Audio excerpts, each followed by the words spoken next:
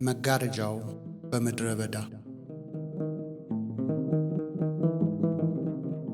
ከኤፍራጥስ ወንዝ ማዶ በፌዶራ ተራራዎች ስር የሚገኝ አንድ ድምፁ እንደ ነጎድጓድ የሚሰማ ሰው ነበር። በለዓም።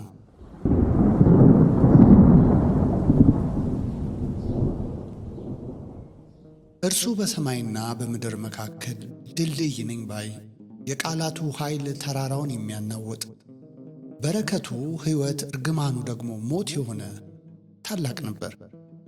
ነገር ግን በዚያ ሰፊ ግርማው ውስጥ አንዲት ስስ ቦታ ነበረችው። እርሷም ክብርና ወርቅ ነበረች።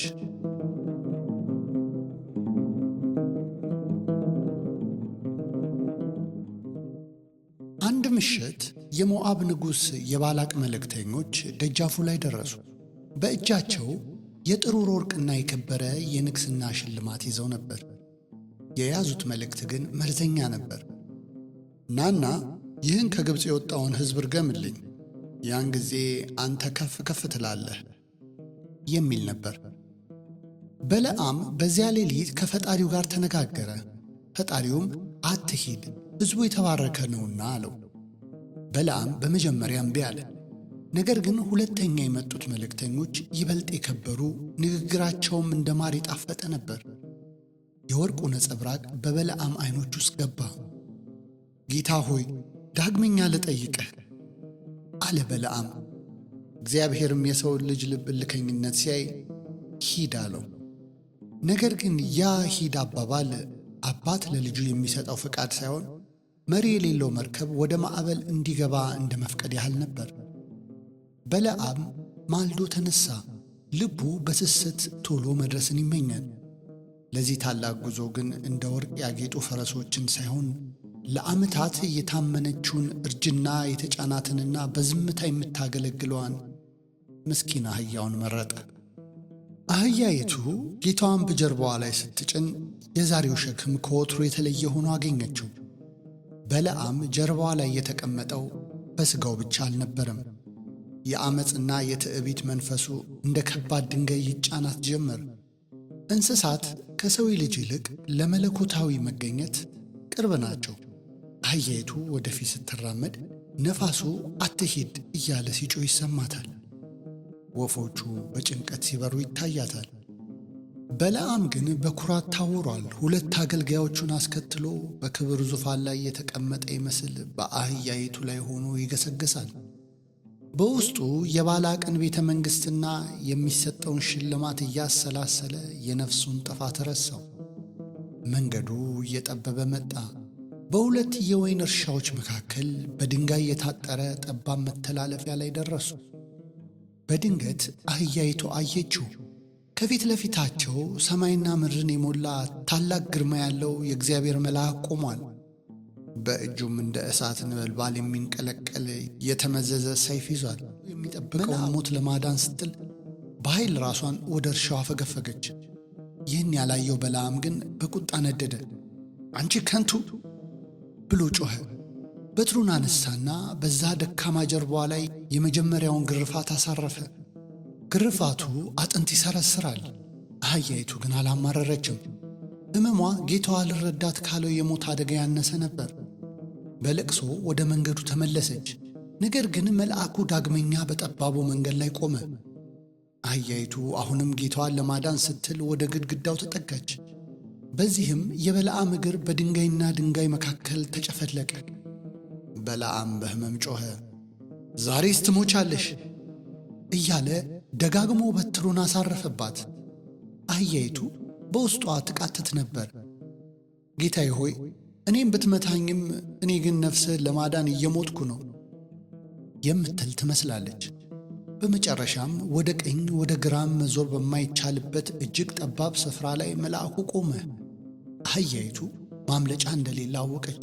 ጌታዋ ከመልአኩ ሰይፍ እንዲያመልጥ በሚመስል ሁኔታ በበለዓም ስር ተንበረከከች፣ ተዘረረች። በለዓም አእምሮውን አጣ።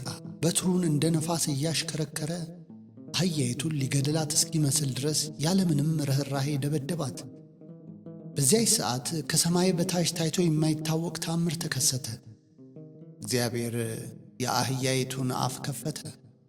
አህያይቱ አንገቷን ቀና አድርጋ በእንባ በራሱ ዐይኖቿ በለዓምን ትኩር ብላ አየችው። ድምጿ እንደ ሰብአዊ ፍጡር ግልጽ ሆኖ ወጣ። በለዓም ሆይ ምን አደረግኩህ? እስካሁን እንዲህ 3 ጊዜ ለምን መታኸኝ?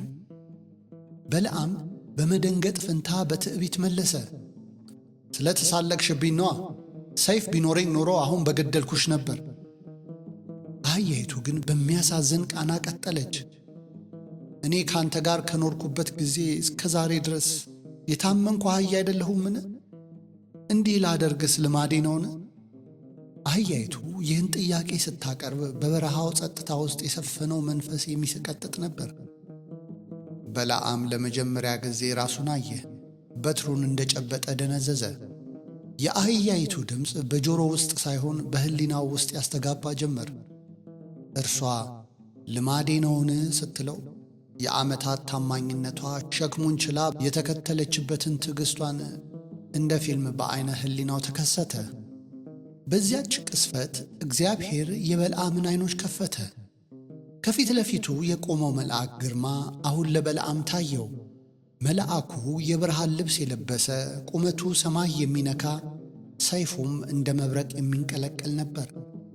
በለዓም የቆመበት ምድር የተናወጠች መሰለው። ጉልበቶቹ ተብረከረኩ፣ ክብሩና ትዕቢቱ እንደ ጤዛ ረገፉ። በታመመችው አህያ አጠገብ በአፈር ላይ ተደፋ።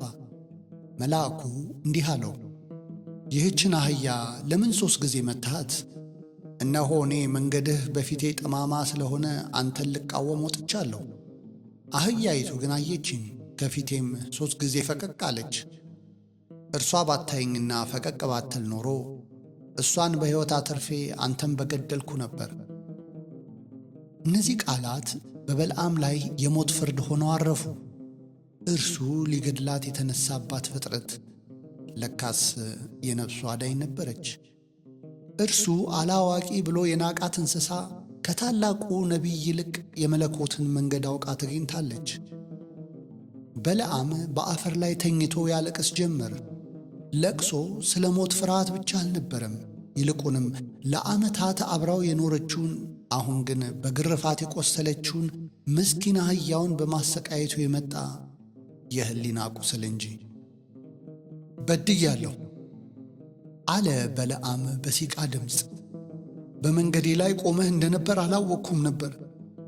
አሁንም ጉዞዬ በአንተ ዘንድ ክፉ ከሆነ ወደ ቤቴ እመለሳለሁ። አህያይቱ አሁንም በደከመው አካሏ መሬት ላይ ትዘርራለች። በለዓም ተንበርክኮ ወደ እርሷ ተጠጋ። ያ በትሩ ያረፈባቸው ቦታዎች ሁሉ ደምተዋል።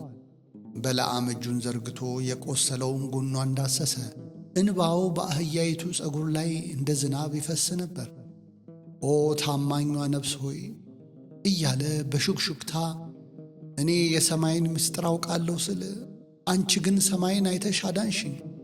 እኔ በትሬን ስዘረጋብሽ አንቺ ግን ጸሎትሽን ዘረጋሽልኝ። በለዓም ከአህያይቱ ጋር የነበረው ግንኙነት ተቀየረ።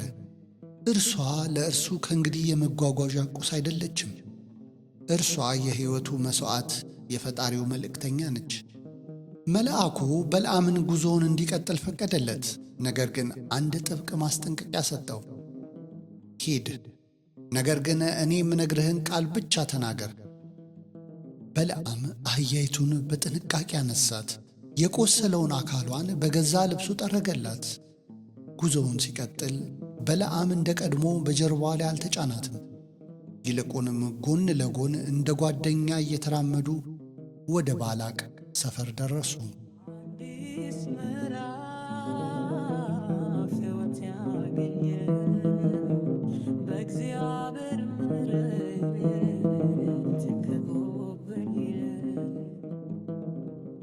ንጉሥ ባላቅ በደስታ ተቀበለው። በለዓምን ወደ ተራራው ጫፍ አውጥቶ እስራኤልን እንዲረግምለት አዘዘው።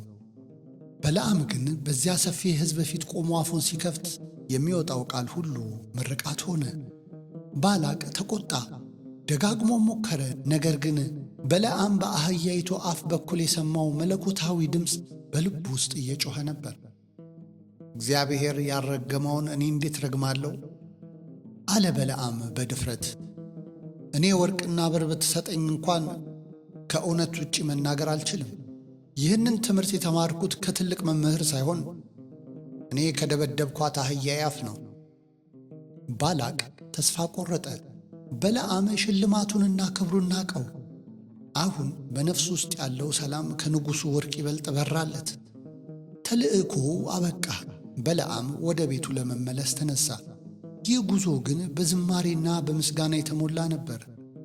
በለዓም ከአህያይቱ ጋር ሲጓዝ በየመንገዱ የሚገኙት ዛፎችና ወፎች ሁሉ ወዳጆቹ የሆኑ መሰለው። ቤት ሲደርሱ በለዓም ለአህያይቱ የተለየና የከበረ ስፍራ አዘጋጀላት። እርሷ በሰላም እንድታርፍ ቁስሏም እንዲሽር ቀንና ሌሊት ይንከባከባት ጀመር። ሰዎች በግርምት ይህ ትልቅ ነቢይ ለምን ለአህያ ይጨነቃል እያሉ ይጠይቁ ነበር። በለዓም ግን እንዲህ ብሎ ይመልስ ነበር። ይህች አህያ እኔን ከሰይፍ ብቻ አይደለም ያዳነችኝ፣ ከራሴ ትዕቢትና ከዘላለም ጥፋትም አድናኛለች። እርሷ በዝምታዋ የሰማይን ቋንቋ አስተማረችኝ። ከባላቅ ተራሮች ተመልሰው ወደ ቤታቸው በደረሱ በመጀመሪያው ምሽት በለዓም እንቅልፍ በዓይኑ አልዞረም ነበር። በረንዳው ላይ ተቀምጦ ወደ ሰማይ አሻቅቦ ይመለከታል። ከእርሱ ጥቂት ርቃ በለስላሳ ገለባ ላይ ተኝታ የምታርፈውን አህያውን ተመለከተ። ጨረቃ በላይዋ ላይ ስታበራ በግርፋት የዛለው አካሏ በሰላም ሲተነፍስ ይታያል። በለዓም እንዲህ ሲል አሰበ። እኔ የከዋክብትን ስም አውቃለሁ እላለሁ፣ የነፋሳትን መውጫና መግቢያ እረዳለሁ ብዬ እታበያለሁ። ነገር ግን ከጎኔ ያለችውና ለዓመታት ስንቃት የኖርኩት ይህች ፍጥረት እኔ ያላየሁትን መልአክ አየች፣ እኔ ያልሰማሁትን የሰማይ ድምፅ ሰማች አለ። በዚያች ምሽት በለዓም አንድ ትልቅ እውነት ተረዳ። እውነተኛ ነቢይነት በንግግር ብዛት ሳይሆን የእግዚአብሔርን መንገድ በማስተዋልና በትሕትና ውስጥ መሆኑን አህያይቱ ድምጿን አውጥታ የተናገረችው ለአንድ አፍታም ቢሆንም በበለዓም ልብ ውስጥ ግን ያ ድምፅ ለዘላለም የሚጮህ ሆነ። ዓመታት አለፉ። በለዓም በምድሪቱ ላይ ታዋቂነቱ ቢቀጥልም አሁን ግን የሚታወቀው በኩራቱ ሳይሆን በገርነቱና በትሕትናው ነበር። ያቺን አህያ እስከ ሕይወቷ ፍጻሜ ድረስ እንደ ንግሥት ተንከባከባት። በታመመች ጊዜ በገዛ እጁ ውሃ ያጠጣት ነበር። በደከመችም ጊዜ ጎንበስ ብሎ ያጽናናት ነበር። አህያይቱ በስተርጅናዋ ስታርፍ በለዓም በታላቅ ሐዘን አለቀሰ። ወዳጆቹ ለአንዲት አህያ እንዲህ ማልቀስ ለምን አስፈለገ ብለው ሲጠይቁት እርሱ ግን እንዲህ ሲል መለሰላቸው። እናንተ የምታዩት ተራ እንስሳን ነው፣ እኔ ግን የማየው የሕይወቴን መዳኛ መስታወት ነው። እሷ አፏን ባትከፍት ኖሮ እኔ ልቤን አልከፍትም ነበር። እሷ ባትገረፍ ኖሮ የእኔ ነፍስ አይድንም ነበር። ይህች አህያ ለእኔ የእግዚአብሔር የይቅርታና የትዕግሥቱ ምልክት ናት ይል ነበር። አዲስ ምዕራፍ ሕይወት ያገኘ በእግዚአብሔር ምሕረት ተከቦበኝ። ብዙ ጊዜ እግዚአብሔር በታላላቅ ነጎድጓዶች ሳይሆን እኛ በምንንቃቸውና ዝምተኞች ናቸው በምንል ትናንሽ ነገሮች ውስጥ ይናገረናል። በአህያይቱ ላይ የደረሰው ግርፋት በለዓምን ከሞት አድኖታል። አንዳንዴ በሕይወታችን የሚደርሱ ግርፋቶችና መገፋቶች ከፊት ለፊታችን ካለው ትልቅ የጥፋት ሰይፍ ሊያድኑን የመጡ መሆናቸውን ማወቅ ይኖርብናል። በለዓም በጥቅም ታውሮ ባይሆን ኖሮ አህያይቱ አትገረፍም ነበር። የሰው ልጅ ስስት በዙሪያው ባሉ ንጹሐን ፍጥረታት ላይ መከራን እንደሚያመጣ ትልቅ ትምህርት ይሰጠናል። አቤቱ ጌታ ሆይ እንደ በለዓም ታውረን መንገዱን ስንስት እንደ አህያይቱ መንገድን የሚያሳዩን ዓይኖችን ስጠን። በትራችንን አንስተን ንጹሐንን ከመምታታችን በፊት የሕሊናችንን ዓይን ክፈት። በመንገዳችን ላይ የቆመውን የመልአክህን ሰይፍ እንድናይ ከጥፋትም እንድንመለስ ማስተዋሉን አድለን። ይቆየን።